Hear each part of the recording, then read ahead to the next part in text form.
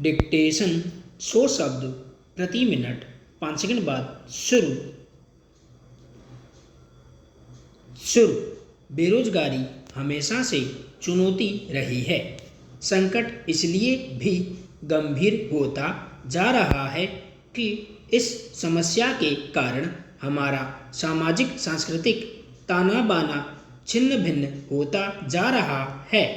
राजनीतिक नफे नुकसान, बाजार के गणित और पारिवारिक निहितार्थ में इसके शामिल हो जाने से इसकी चुनौतियां अब भारत ही नहीं पूरे विश्व को भयावह भविष्य की ओर हाँक ले जाना चाहती हैं। जो देश समय रहते इसे थामने में जितना कुशल होंगे, सामाजिक और राजनीतिक मुश्किलें उतनी आसान और स्वाभाविक होंगी और सांस्कृतिक परिवेश अपने अपने लोक जीवन में उतना सहज ऊर्जावान होगा। लोकतांत्रिक व्यवस्था में ये मुश्किलें राज्य और समाज दोनों के लिए जितनी असाध्य होती जा रही हैं, इनका समय रहते हर संभव निराकरण उतना ही जरूरी होने लगा है। दुनिया में 47 करोड़ लोग ऐसे हैं जिनके पास या तो काम नहीं है या मन मुताबिक काम नहीं मिल रहा या उन्हें पर्याप्त भुगतान नहीं किया जा रहा है। वैश्विक परिधि में हमारे देश का क्षेत्रफल 2.4% है और जनसंख्या 16.7%। रोजगार के लिए सुयोग्य आबादी को किंचित दिमाग से ओझल कर सोचें तो गरीबी रेखा के नीचे का एक बड़ा हिस्सा भीख से जीवन यापन कर रहा है। भीख का व्याकरण इस हद तक पतित हो चुका है कि बाल श्रम की चुनौतियों के बीच बाकायदा गिरोह बनाकर स्कूल जाने की उम्र में बड़ी संख्या में बच्चों को इस निषिद्ध पेशे में झोंक दिया गया है। उल्लेखनीय है कि लगभग 20 करोड़ भारतीय बच्चों में से लगभग 1.5 करोड़ बाल श्रमिक हैं। यह बात किसी को भी विचलित कर सकती है कि देश के लगभग 6 करोड़ से अधिक बच्चों में से कई लाख तो घरेलू नौकर होने के लिए अभिशप्त कर दिए गए हैं। जब मासूम दुनिया के लिए वर्तमान इतना भयावह हो चुका हो तो जान लेना चाहिए कि महामारी की अप्रत्याशित तबाही ने कैसे इस साल तक लगभग 20 करोड़ लोगों के बेरोजगार हो जाने और 10 करोड़ से ज़्यादा कामगारों के और ज़्यादा गरीब हो जाने का डरावना सच हमारे सामने ला दिया है। ये आंकड़े कोई अनुमान नहीं बल्कि हाल में संयुक्त राष्ट्र की एक रिपोर्ट में व्यक्त किए गए हैं। इस विश्लेषण में कितने तरह के कारक आज शामिल हो चुके हैं, मसलन पूर्णकालिक रोजगार के दावे, नौकरियों की रिक्तियां, सेवानिवृत्ति और श्रम शक्ति की भागीदारी, जनसंख्या, उत्पादकता और न्यूनतम मजदूरी, वैतनिक अभिवृद्धि की दृष्टि से राष्ट्र विनिर्माण की स्थितियां आदि। महामारी में यह भयावहता न सिर्फ भारत के लिए बल्कि यह पूरी वैश्विक अर्थव्यवस्था और विश्व समाज को कई तरह से गंभीर नुकसान पहुंचा सकती है। इस बीच बेरोजगारी की मार ने सबसे ज़्यादा हरियाणा को डराया है और राजस्थान दूसरे और झारखंड तीसरे स्थान पर रहा। बेरोजगारी की यह भयावहता नौकरियां कर रहे या नौकरियों पर टकटकी लगाए देश की 1/3 से ज़्यादा आबादी को झकझोर रही है। हमारे सामाजिक परिवेश में यह दंश कितने गहरे कुरीदता है, इसकी कल्पना भी नहीं की जा सकती। और जब जनसंख्या बेतहाशा फर्राटे मार रही हो। राज्य के लिए भी यह सवाल आसान नहीं रह जाता है।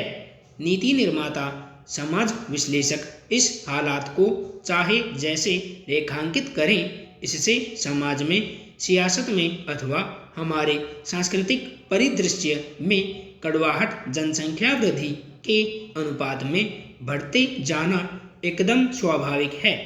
जनसंख्या वृद्धि रोकने की सामाजिक वर्जनाएं, पारिवारिक जीवन की ऊटपटांग विडंबनाएं तो राह रोकती ही हैं।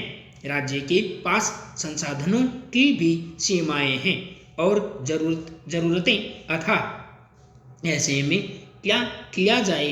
हर साल स्कूल, कॉलेजों, प्रशिक्षण संस्थानों, विश्वविद्यालयों से निकल रहे करोड़ों युवाओं को कोई राह नहीं सूझ रही है। राष्ट्रीय सांख्यिकी कार्यालय के श्रम बल सर्वेक्षण के आंकड़ों में शुमार युवाओं के लिए शहरी बेरोजगार दर 10.3% और महिलाओं के लिए 11.8% का गुणा भाग भी तेजी से पीछे छोड़ चुकी है। रोजगार वृद्धि कम से कम 2023 तक नाकाफी बताई जा रही है। आगाह किया गया है कि ठोस नीतिगत प्रयासों के अभाव में आने वाले कई वर्षों तक सामाजिक और रोजगार परिदृश्य डरावना होगा, जिसे इस साल के लिए 2.3 करोड़ रेखांकित किया गया है। अब तक देश के करोड़ों लोग जहां अपनी नौकरियों से हाथ धो चुके हैं, आज श्रमिकों की मांग महामारी के पहले से बहुत ज़्यादा है। नौकरियां खत्म होने की रफ्तार मामूली सी शिथिल भी हो सकती है। आज जबकि 55% लोगों की कमाई को बट्टा लगा हो, 90% से ज़्यादा लोगों को झटका लगा हो और महज 3% लोग समृद्ध हुए हों। उल्लेखनीय है कि इसके लिए संगठित क्षेत्र में अपेक्षित नौकरियों की बनिस्बत असंगठित क्षेत्र ज़्यादा मुफिद हो सकता है। रोजगार न होने या न मिलने की चुनौती भीतर ही भीतर धरातल पर तरह तरह की बदहवासियों को हवा दे रही है। बच्चे को स्कूल भेजना है, पैसा नहीं है। बेटी को विदा करना है, पैसा नहीं है। दवा इलाज कराना है, पैसा नहीं है। फिर करें तो क्या करें? सोचिए, पूरे घर के सामने किस तरह अंधेरा छा जाता है। इसलिए यह दंश बहुत गहरा है।